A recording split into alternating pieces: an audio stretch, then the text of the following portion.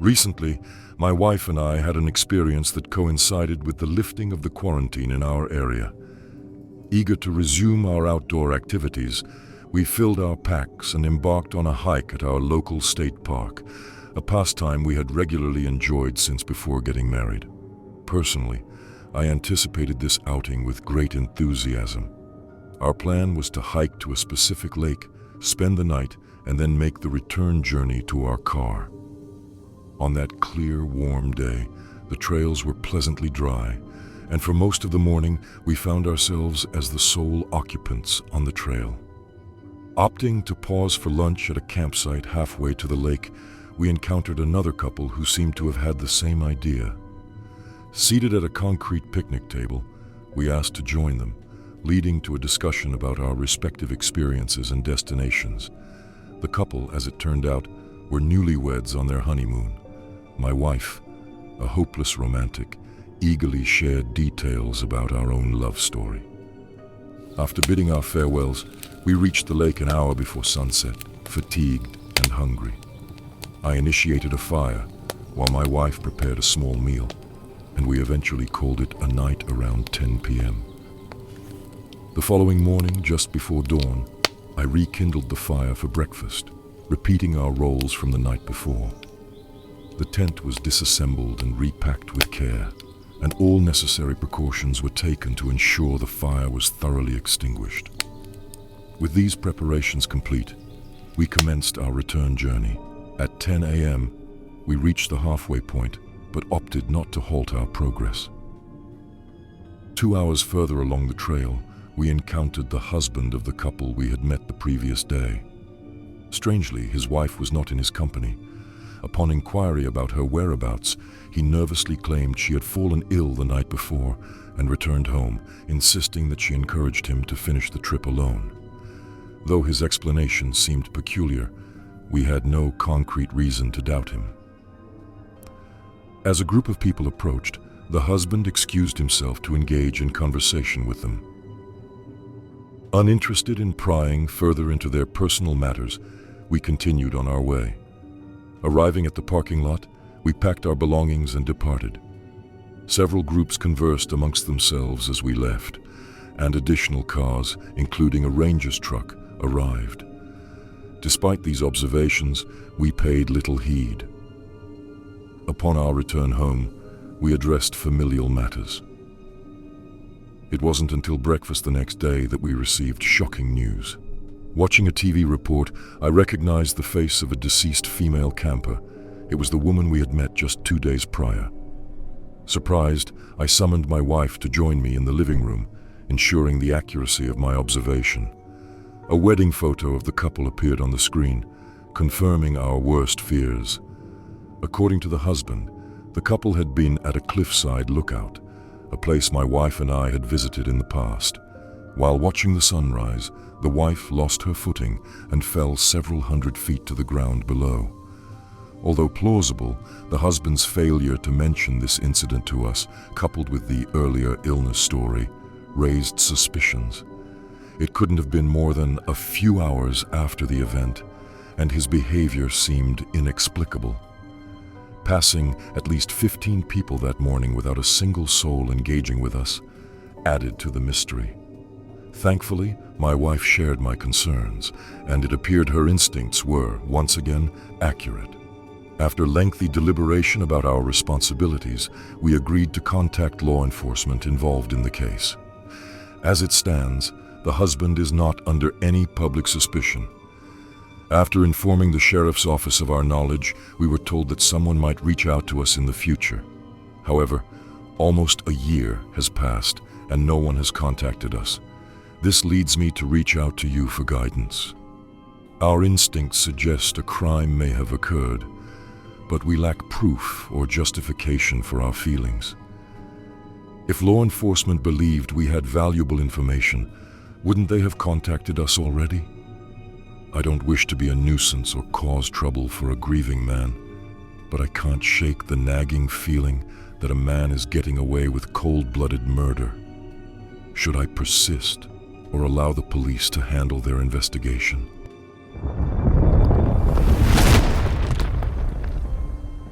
In the late spring of 2022, I eagerly initiated my long-anticipated camping journey out west, meticulously planned over nearly 2 years. It marked my inaugural opportunity to camp with firearms, providing a unique experience to explore and learn about an unfamiliar part of our country. Upon arrival, I safely parked my truck and promptly informed my contact. After a final review of my agenda, I embarked on the extensive hike to my campsite. The initial day unfolded quietly amidst pleasant weather, prompting me to sleep under the stars beside my crackling fire. The invigorating sense of freedom contrasted sharply with the restrictions back home. The subsequent day mirrored its predecessor, characterized by a leisurely walk amidst abundant wildlife. By early afternoon, I identified the ideal camping spot through Lux's quick scan, a decision affirmed rapidly. With efficient setup completed, lunch cooking and drowsiness creeping in, I seized the chance for recreational shooting, a primary motive for my wilderness sojourn. Approximately 200 yards from camp, a dry creek bed emerged as the chosen shooting location. Steel targets were set up, and lead projectiles resonated with indescribable elation. As I reloaded my SKS, echoing gunshots pierced the hills, sparking curiosity about their origin. The unsettling prospect of multiple guns amplified my nervousness. Opting to return to camp, an instinctive feeling hinted at an unwelcome atmosphere, a decision still laced with regret and gratitude. Back at camp, dinner considerations followed the cessation of gunshots. The assumption that the shooters had departed set the stage for a quiet evening. Completing the cleaning of my guns, I reclined by the fire, periodically nodding off. Choosing a light meal of crackers and bacon-flavored easy cheese, I retreated to bed with darkness enveloping the surroundings. A nocturnal disturbance jolted me awake. Peering from my tent revealed nothing, and I initially dismissed it as a dream. However, the of a blood-curdling scream coupled with a desperate female plea for help erased any doubt. A chilling realization prompted contemplation on whether to grab my rifle and venture into the dark. Common sense prevailed, anchoring me in place as subsequent screams and a gunshot paralyzed me in terror until dawn. The sense of freedom and empowerment waned, replaced by a relentless wait for sunrise to escape a perceived impending demise. Swiftly packing my kit, I retraced my journey to a seemingly oppressive location.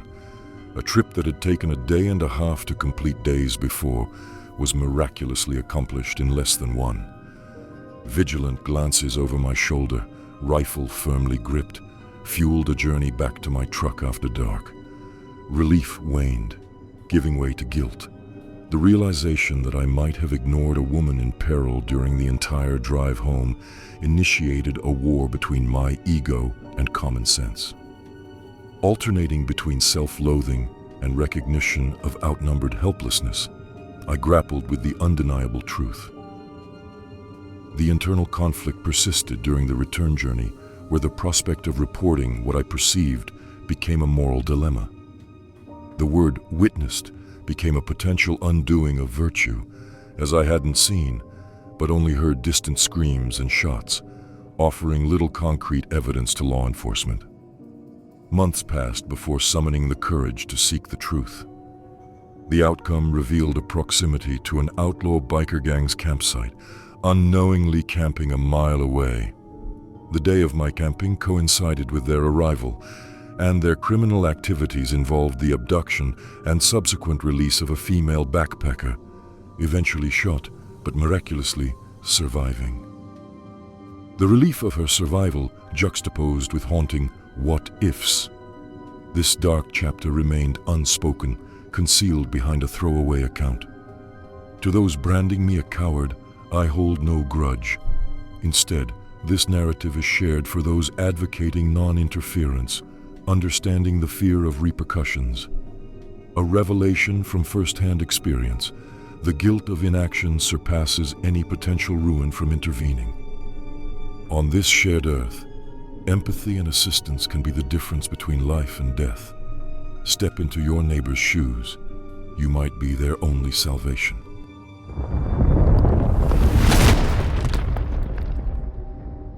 During my Dallas upbringing, camping never appealed to my friends and me. Venturing into the wilderness to combat insects seemed nonsensical. It was only in my college years at North Texas that I discovered the true joy of camping, transitioning from a city dweller to a borderline survivalist over 4 years. However, an unsettling event cast a shadow on my love for the woods. From the start, the outdoors and I never harmonized. Spider webs ensnared me, and mosquitoes consistently chose me as prey. Fate led me to room with a friend from Nacogdoches, deeply rooted in woodland experiences. Some friends from North Texas invited me on a camping trip to Lake Ray Roberts during my first spring break. Lacking camping experience, I relied on companions' advice, borrowing, bargaining, or improvising everything I needed. Bug spray and deep woodsoft became constant companions. On that trip, bathing in bug spray freed me to focus on the genuine outdoor experience. Catching my first fish hooked me, and the following years were spent absorbing every aspect of the outdoors.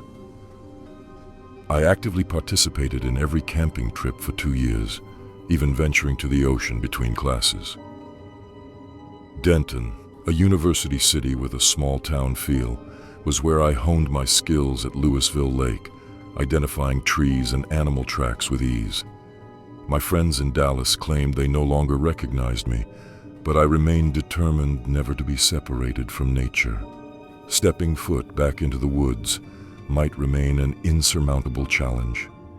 In my final year, some companions departed, and I planned a significant trip to a renowned national forest in the eastern part of the state.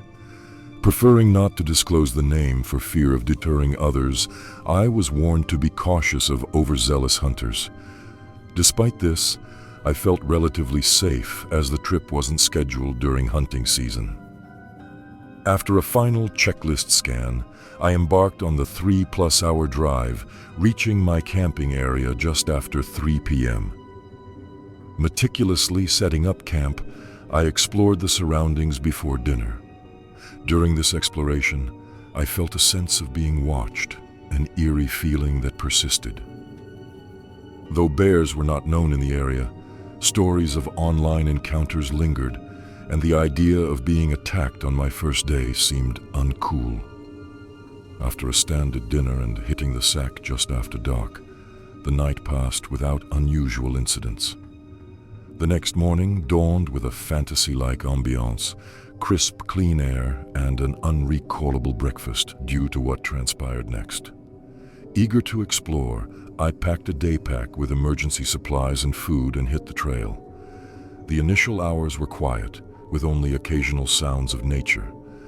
Just after 11 a.m., during a snack break, a crow's loud call indicated I wasn't alone. As I enjoyed my coffee, a flash in the distance caught my eye, and the feeling of being watched returned. Undeterred, I continued my journey, but it became evident that my observer was still present, showing a lack of understanding about staying quiet in the woods. The constant distant shuffling of leaves and a strange smell ahead raised concerns. Ignoring my instincts, I walked towards the smell, and after a few steps, shots rang out, causing me to hit the ground. Frozen in place, I listened for any movement, recalling internet warnings about overzealous hunters. Despite yelling out, there was no response, and assuming I was safe, I gradually resumed hearing the sounds of the forest. Shaken but unharmed, I got back on my feet and brushed off, but the strange smell persisted. Ignoring the lesson, I walked towards it, and more shots came from that direction. Without thinking, I turned and ran back in the direction I came from, with the sole goal of reaching civilization alive. After a harrowing flight that lasted at least 10 minutes, my body gave out and I stopped. Despite not hearing any shots for some time, I dared not remain in place. After chugging a canteen of water, I continued my escape at a slower pace, and within an hour, I was back at my camp. Desiring a swift return to Denton, I hastily packed without ensuring the fire was fully extinguished, a transgression I would have never committed otherwise. Arriving at a police station about 20 miles from the National Forest, I made a report. The officer suggested the overzealous hunter theory, but as I reflected on it, it didn't fit. The officer assured me they would investigate, but stopped short of asking me to show them the exact location. Thanking me for coming in, I harbored little faith that the police would find anything, and I had no intention of returning to that place. Despite feeling like an idiot, kissing the ground outside my house, the relief was immeasurable. Over time, things returned to normal, and I intended to return to the woods, just not to those particular woods. A post on a 4chan board about a hiker stumbling onto a pot field guarded by gunmen gave me pause. Though the story seemed too convenient, the seed was planted, and I began to reconsider my once beloved woods. 9 years later, life mirrors the time before I left for college, albeit older and more educated about the natural world. Despite occasionally feeling the call of the wild, the woods have been forever altered.